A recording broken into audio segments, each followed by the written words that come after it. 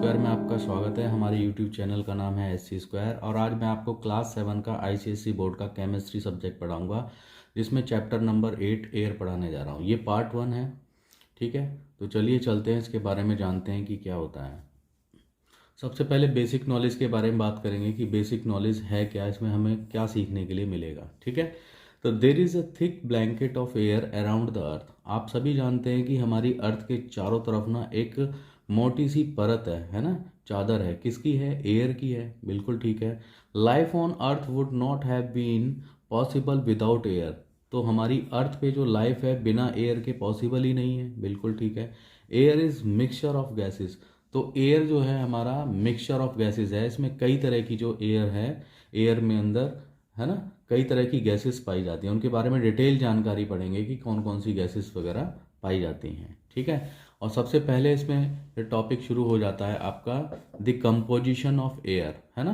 Composition of air क्या कहता है? Air contain about 78% nitrogen. तो एयर में कितना? 78% नाइट्रोजन है एंड 21% ऑक्सीजन, एंड 21% ऑक्सीजन है ना। तो टोटल वॉल्यूम कितना हो गया आपका नाइट्रोजन का और ऑक्सीजन का दोनों को मिला के? तो 78 + 21 दैट इज 99%, ठीक है ना। तो ये नाइट्रोजन प्लस ऑक्सीजन का हमारी जो ना क्वांटिटी हो गई एयर के अंदर।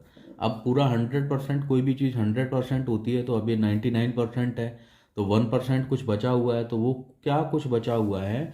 तो वो 1% में ना, रिमेनिंग 1% में क्या क्या कंसिस्ट होगा, क्या क्या चीज़ें होंगी आपकी? आर्गन गैस होगी, कार्बन डाइऑक्साइड गैस होगी, वाटर होगा, वेपर होंगी एंड दूसरी कुछ गैसेस होंगी। तो 1% ही होगा। तो air also contain dust and smoke. तो एयर में ना हमेशा और क्या क्या हो सकता है? डस्ट हो सकता है, धूल हो सकती है, स्मोक धुआं हो सकता है, इस तरह की चीज़ें भी होती हैं, ठीक है ना, कोई दिक्कत नहीं है। अब देखो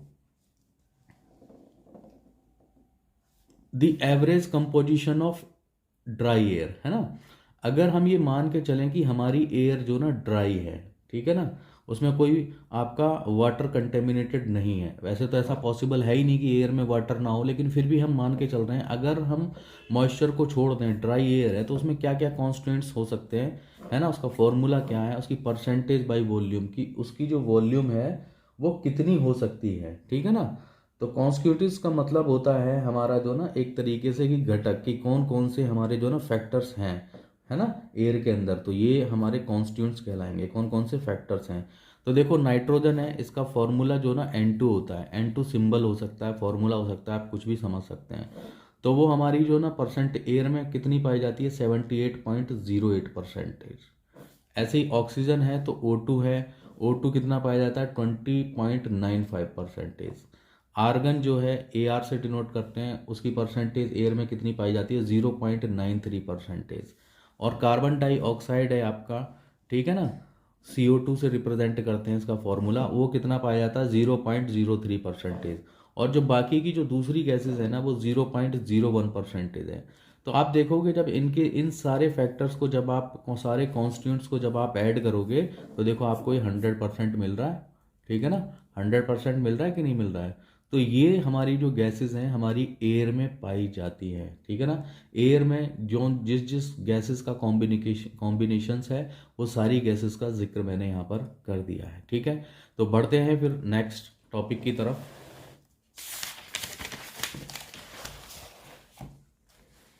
तो नेक्स्ट टॉपिक की तरफ बढ़ने से पहले, है ना, तो आप देखो जरा, इसको मैंने एक डायग्राम से भी समझाया है कि ऑक्सीजन आपका कितना है? 20.95% है। आर्गन जो है, ये वाला जो पार्टीशन है, ठीक है, वो कितना है? 0.93%। और कार्बन डाइऑक्साइड है ना, ये छोटा सा आपको दिख रहा है ना, यानी कि आर्गन से छोटा पोर्शन होगा, क्योंकि क्वांटिटी कम है, तो उसको उसी हिसाब से बनाना और दिखाना पड़ेगा। तो 0.03% है, ठीक है ना। और जो दूसरी जो गैसेज हैं, बिल्कुल छोटा सा ये दिखा के रखा हुआ है, इसमें 0.01% इसमें दूसरी गैसेज हैं, और ये नाइट्रोजन का पार्ट है पूरा, ठीक है ना। ये 78%, 78.08% है एग्जैक्ट। क्लियर है ना। तो उसको डायग्राम से भी समझाने की कोशिश की, आई होप आपको समझ में आया होगा। अब बढ़ते हैं कंपोजिशन ऑफ एयर। आपने पढ़ लिया कि एयर में किस किस गैसेस का कंपोजिशन पाया जाता है, वो सब पढ़ लिया आपने। तो देखो, air is mixture not a compound. तो एयर हमारा मिक्सचर है, कंपाउंड नहीं है। अब मिक्सचर और कंपाउंड मतलब, कंपाउंड तो मतलब ना कम से कम दो एलिमेंट होने चाहिए या दो से ज़्यादा मिलके, तब उसको हम बोलेंगे कंपाउंड, है ना। मिक्सचर तो मतलब, है ना, तो मिक्सचर है हमारी एयर, कंपाउंड नहीं है। तो देखो, it will be cleared, it will be cleared from the following facts. और ये सब क्लियर, स्पष्ट पूरी तरीके से हो जाएगा अगर आपने नीचे वाले फैक्ट्स को बड़े ध्यान से समझ लिया और पढ़ दिया है, जो बुलेट्स में पॉइंट्स दिए हुए हैं ना। ठीक है, तो चलो समझते हैं इसको। नंबर 1 पे क्या कह रहा है, the composition of compound is fixed, है ना। जो हमारा जो कंपाउंड का जो कंपोजिशन है ना, वो तो फिक्स होता है कि कंपाउंड का कंपोजिशन, की कंपाउंड में क्या क्या होना चाहिए, वो तो फिक्स है। But composition of mixture is not fixed, लेकिन मिक्सचर का कंपोजिशन फिक्स नहीं है, ठीक है ना। कंपाउंड का तो फिक्स होता है, ठीक है ना। देखो फॉर एग्जांपल, मैं आपको एग्जांपल के तौर पे बताता हूँ। जैसे आपका H2O है, ठीक है ना, तो H2O आपका कंपाउंड है। क्यों? क्योंकि देखो, दो एलिमेंट्स हैं मिलकर बना रहे हैं, तो ये जब इसको हम रिएक्ट कराएंगे यानी कि H2+O, तो हाइड्रोजन के दो एटम, ऑक्सीजन का वन, जब ये दोनों मिलकर रिएक्ट कराएंगे तभी तो आपका वाटर मिलेगा, है ना। तो ये हो सकता है आपका कंपाउंड। क्लियर है ना, आप समझ में आई ना बात कंपाउंड की। ऐसे CO2 भी एग्जाम्पल हो सकता है, यानी कि C+O2, कार्बन प्लस ऑक्सीजन, तो कार्बन का वन एटम और ऑक्सीजन के दो एटम मिला के आपका कार्बन डाइऑक्साइड बनाएंगे, CO2 बनाएंगे। Is that clear now? ठीक है। तो समझ में आया ना क्यों फिक्स है। कंपाउंड का अमाउंट तो फिक्स है ना भाई, जितने जो भी आपको जो भी चीज़ आपको बनानी है तो उसके एटम्स फिक्स होते हैं, ठीक है ना। तो इसीलिए यहाँ पर बोल रहा है कि composition of compound is fixed, but composition of mixture is not fixed, बिल्कुल फिक्स नहीं हो सकते। And composition of air is also not fix, और एयर का कंपोजिशन भी कंपोजिशन भी फिक्स नहीं होते हैं, है ना। और ये बदलते रहते हैं, जैसे जैसे जगह बदलती रहेगी, मौसम बदलता रहेगा, सीजन बदलते रहेंगे, तो एयर का जो कंपोजिशन है वो भी बदलता रहेगा, ठीक है ना। यानी कि आप कहीं भी चले जाओ, हर जगह पे एयर में ऑक्सीजन की क्वांटिटी अलग होती है, नाइट्रोजन की अलग होती है, लेकिन ओवरऑल जो देखें, जो हमने प्रीवियस टॉपिक में पढ़ लिया, ओवरऑल सिनेरियो जो है वो वही है। बट ये बदलता रहता है, ठीक है ना, लोकेशन के हिसाब से, जगह के हिसाब से और मौसम के हिसाब से भी, ठीक है ना। सर्दियों में एयर में कंपोजिशन कुछ और होगा, गर्मियों में एयर में कंपोजिशन कुछ और होता है, ठीक है। अब देखो फॉर एग्जांपल से समझने की कोशिश करते हैं इसको। The proportion of the carbon dioxide in air is greater in cities, है ना, as compare to the village. ये ग्रेटर का साइन है ना।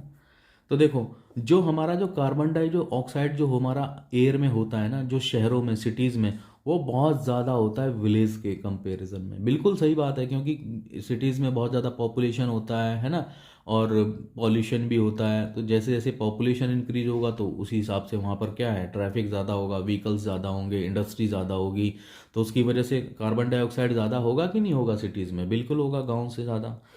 अब आते हैं, the moisture content of air is greater in rainy season than in the other season. अच्छा, अब जो हमारा जो एयर में ना जो मॉइस्चर कंटेंट होगा, मॉइस्चर कंटेंट का मतलब है ना, amount of the water available in the air in the winter is always greater than the other season. बिल्कुल सही बात है।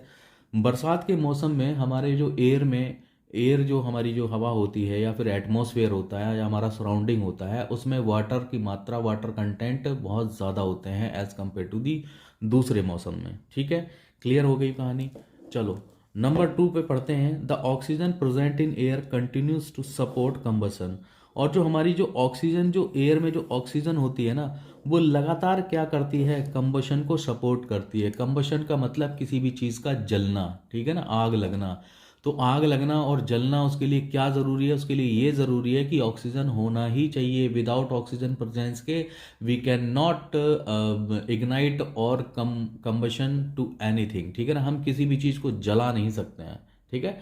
तो ऑक्सीजन मैंडेटरी है, इसीलिए ये दूसरा पॉइंट है कि ऑक्सीजन चाहिए ही चाहिए कंबशन के लिए, जलने के लिए। Is that clear now? चलो चलते हैं अगले पॉइंट की तरफ में, और अगला पॉइंट है हमारा,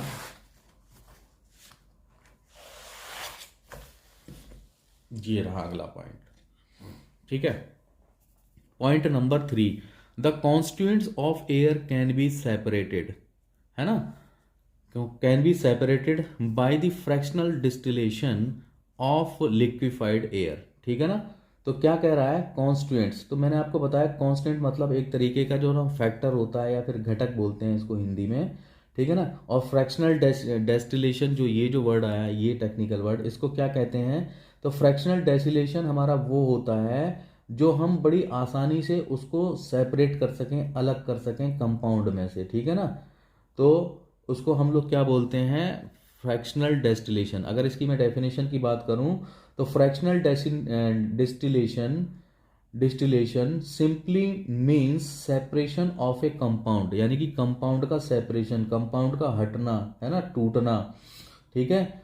और या फिर ये कह सकते हैं a mixture into its different constituent, किसी एक मिक्सचर को अलग अलग फैक्टर्स में आपने तोड़ दिया, स्प्लिट कर दिया, ब्रेक कर दिया, उसी को बोलते हैं फ्रैक्शनल डिस्टिलेशन, ठीक है ना।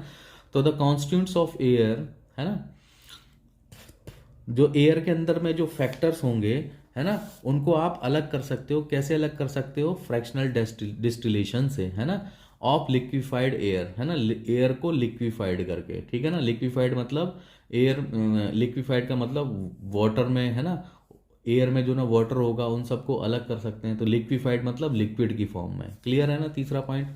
चलो चलते हैं 4 नंबर पार्ट की तरफ। An artificially prepared mixture of oxygen, है ना। अब ये artificially prepared mixture of oxygen क्या होता है? आर्टिफिशियली होता है मैन मेड, ठीक है ना, जो ह्यूमन बींग्स बना सकते हैं अपने हाथों से, है ना। तो an artificially prepared mixture of oxygen, nitrogen, carbon dioxide ETC in the same proportion as in air behaves in the same manner as in air. तो कहता है जो हमारा जो आर्टिफिशियली जो मिक्सचर आप ऑक्सीजन का बना रहे हैं, है ना, नाइट्रोजन, कार्बन डाइऑक्साइड, इन सब का, तो वो उनकी जो क्वांटिटी होगी ना, प्रोपोर्शन का मतलब है कि जितने अमाउंट में उनकी ज़रूरत होगी ना नाइट्रोजन और कार्बन डाइऑक्साइड में, एयर में, वो वैसे ही बिहेव करेगा, है ना, जैसे एयर बिहेव करेगी जिस तरीके से, ठीक है। तो अब देखो आ जाते हैं ऑक्सीजन की तरफ, ऑक्सीजन की तरफ आ जाते हैं जरा।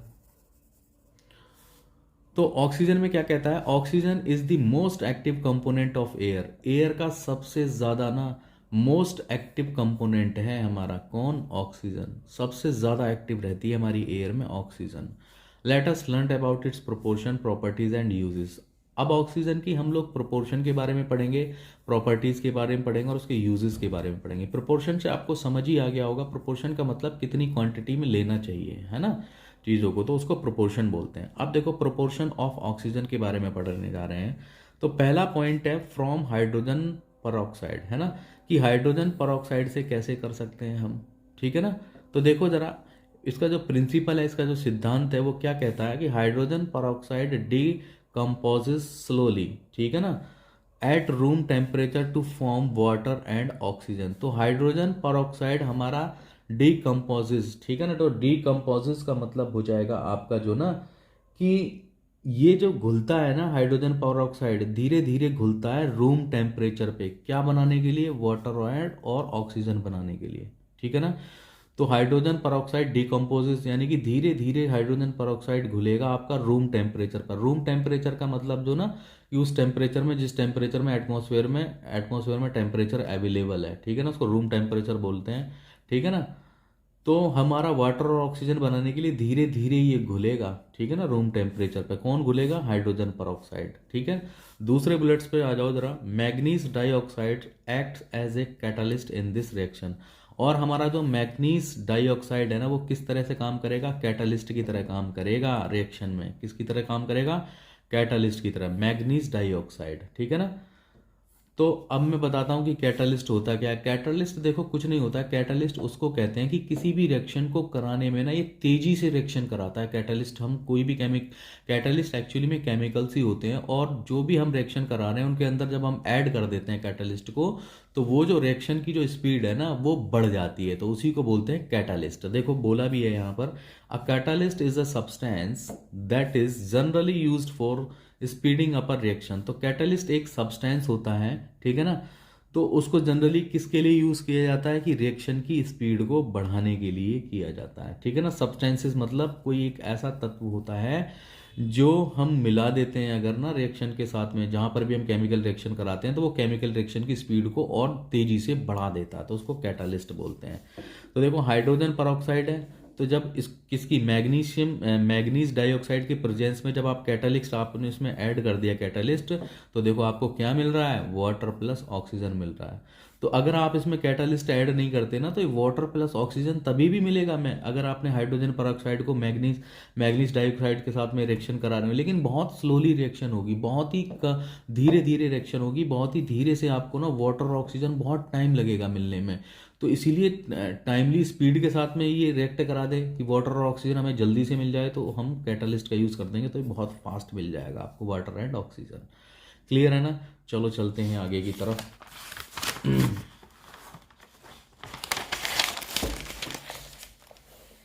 यहाँ पर देखो, मैंने आपको ये समझाया हुआ भी है, ठीक है ना, कि एपरेटस सिस्टम प्रोसीजर वगैरह भी मैंने बताया हुआ है कि किस तरीके से हाइड्रोजन परऑक्साइड से आप वाटर और ऑक्सीजन को कलेक्ट कर सकते हैं। तो ये एक आपका एपरेटस सिस्टम है। ये जो आप देख रहे हो ना, ये इसको बोलते हैं कॉनिकल फ्लास्क। कॉनिकल फ्लास्क का मतलब नीचे से चौड़ी और ऊपर से गर्दन इसकी पतली होती जाएगी, तो उसको हमेशा कॉनिकल फ्लास्क बोलते हैं, ठीक है ना। और यहाँ पर ना हाइड्रोजन परऑक्साइड दे दिया है और ये एक वाल्व लगा दिया है कि कितनी क्वांटिटी में ना आपको कितनी तेजी के साथ में हाइड्रोजन परऑक्साइड को इस कॉनिकल फ्लास्क में गिराना है, ठीक है ना। और यहाँ पर कॉनिकल फ्लास्क में आपने ना मैग्नीज डाइऑक्साइड ले लिया, जो आपको ब्लैक ब्लैक ये दिख रहा है, ठीक है। और दूसरी ये जो आपको जो ट्यूब दिख रही है ना, इस ट्यूब को यहाँ से कनेक्ट कर दिया यहाँ पर, ठीक है ना। तो ये एक आपका ट्रो है, ठीक है ना, टब जैसा है, एक पोर्ट है, इसमें पानी भरा हुआ है। तो ये आपकी जो ना क्या है, ये एक ट्यूब है, उसको इन्वर्ट कर दिया, मतलब उल्टी ट्यूब रख दी है हमने। तो उल्टी ट्यूब इसलिए रख दी है क्योंकि उसमें पानी की भी हाइट चढ़ जाए। भाई सीधी रखने का क्या फ़ायदा है, नीचे तो क्लोज होता है, तो इसलिए उल्टा रखा है। जहाँ से ओपन एंड है ना, उसको नीचे करके रख दिया, तो उसमें पानी फिल हो जाएगा और ऑक्सीजन भी आने लगेगा। तो ऑक्सीजन आपको यहाँ मिल जाएगा और ये सब वाटर भरा हुआ है, ठीक है ना। चलिए इसके बारे में पढ़ने की कोशिश करते हैं, समझने की कोशिश करते हैं। तो देखो, ये जो हमारा पूरा जो सेटअप है, इसको एपरेटस कहते हैं, ठीक है ना। क्लियर है ना? The apparatus is fitted as shown in above figure. तो ऊपर जो फिगर में दिखाया गया एपरेटस को ऐसे फिट कर लिया आपने, ठीक है ना। तो पहले पॉइंट में क्या कहता है, some manganese dioxide a black solid is placed in the conical flask. तो आपने मैग्नीज डाइऑक्साइड के ब्लैक, है ना, ब्लैक, लेकिन ये भी कौन सी फॉर्म में होगा, कौन सी स्टेट होगी इसकी, सॉलिड स्टेट में होगी, वो ले लिया आपने, कॉनिकल फ्लास्क में रख लिया। अब उसके बाद में क्या है, hydrogen peroxide is added drop by drop with the help of the dropping funnel. तो ये जो आपको जो दिख रहा है ना, यहाँ पर हाइड्रोजन जो परऑक्साइड आपने जो ये फनल में, यानी कि एक तरह की फनल मतलब कीप है, कि धीरे धीरे धीरे धीरे इसमें ये हाइड्रोजन परऑक्साइड ड्रॉप होता रहेगा कॉनिकल फ्लास्क में, ठीक है ना। या फिर मैग्नीज डाइऑक्साइड के साथ में ड्रॉप बाय ड्रॉप यहाँ पर ये टपकता रहेगा, ठीक है, कौन, हाइड्रोजन परऑक्साइड, ठीक है। ये ऐसा कर लिया आपने। तो आप देखेंगे कि जो हमारी जो ऑक्सीजन इवॉल्व्स ब्रिस्कली, ठीक है ना। तो जो ऑक्सीजन जो है ना, वो बहुत ही तेजी के साथ में जुड़ने लगती है। ब्रिस्कली मतलब तेजी के साथ में आपकी ऑक्सीजन इकट्ठी होने लगती है। जैसे जैसे आप हाइड्रोजन परऑक्साइड को कि ड्रॉप बाय ड्रॉप आप कॉनिकल फ्लास्क में गिराना शुरू करते हैं, यहाँ पर मैग्नीज डाइऑक्साइड जहाँ पर प्रेजेंस है, तो आपकी ऑक्सीजन बहुत तेजी के साथ में बनने लगती है, ठीक है ना। अब देखो कलेक्शन के बारे में बात करेंगे। The gas pushes water downward.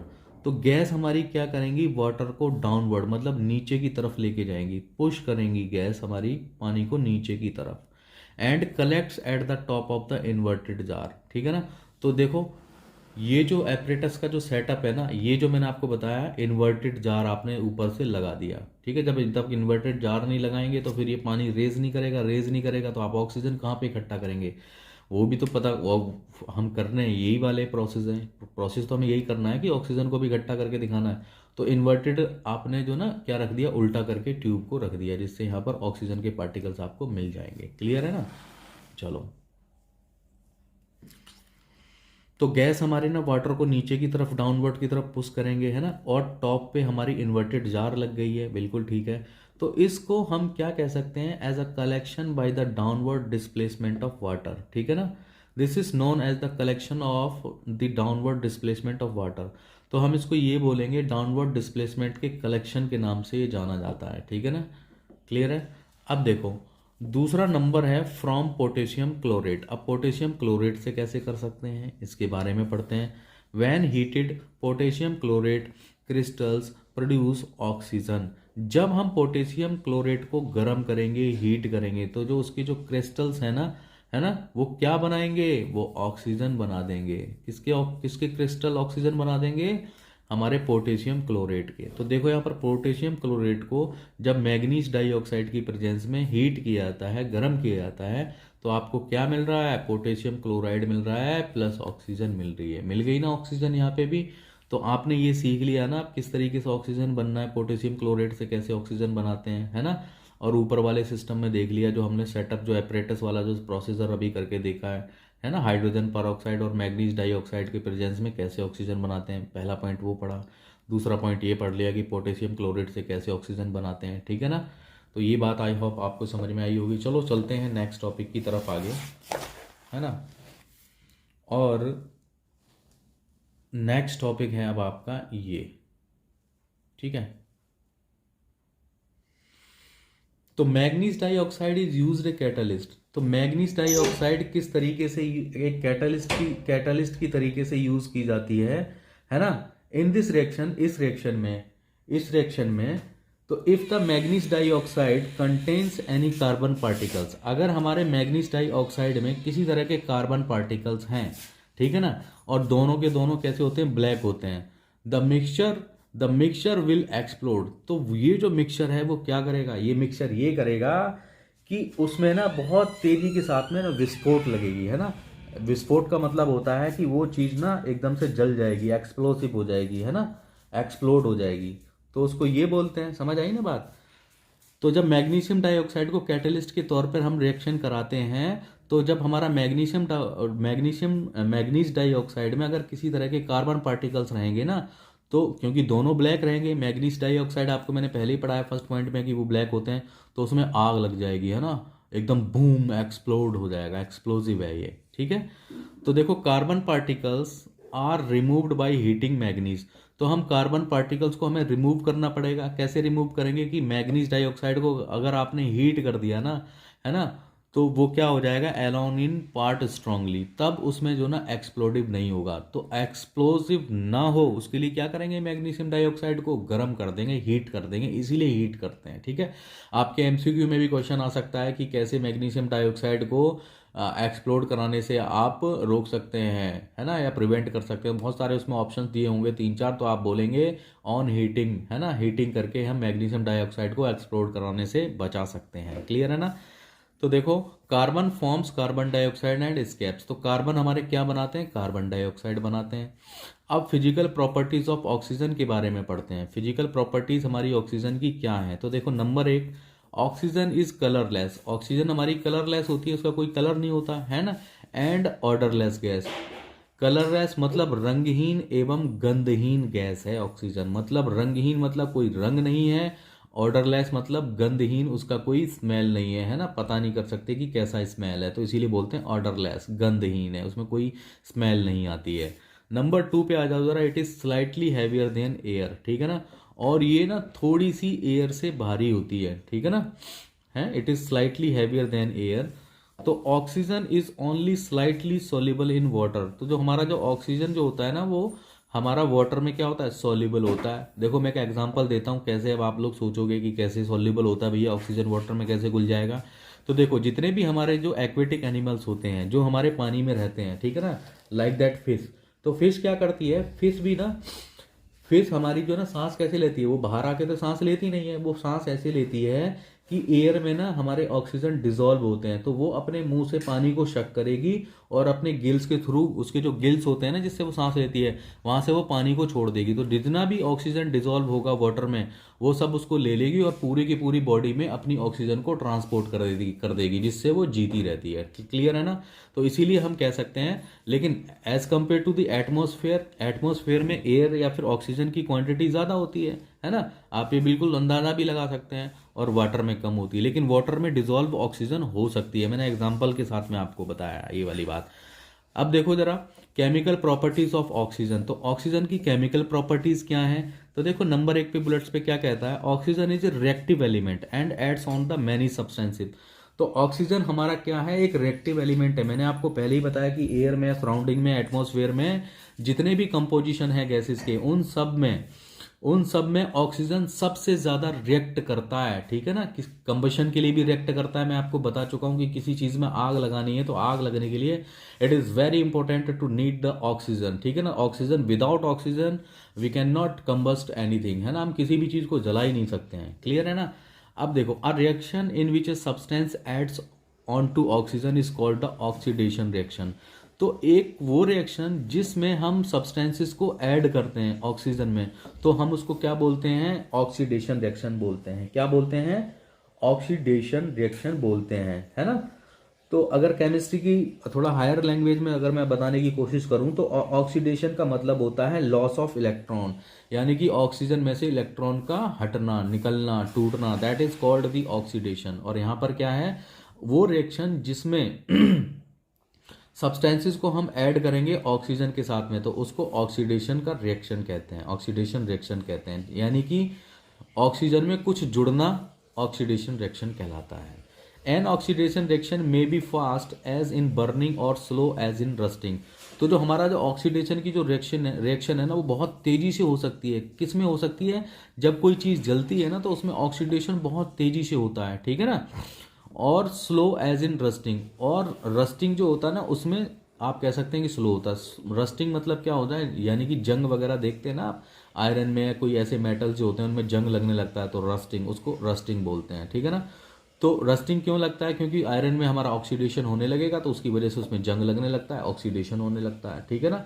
क्यों, क्योंकि हमारी एयर में ना वाटर कंपोजिशन होता है ना, पानी होता है, तो वो रिएक्ट कराता है आयरन के साथ में, इसीलिए इसमें रस्टिंग करने लगती है। तो यहाँ पर हम लोगों का पार्ट 1 खत्म होता है बच्चों। क्लास 7 का चैप्टर 8 एयर है, पार्ट 1, ठीक है। यहाँ पर पार्ट 1 खत्म होता है, तो मिलते हैं जल्दी ही पार्ट 2 में।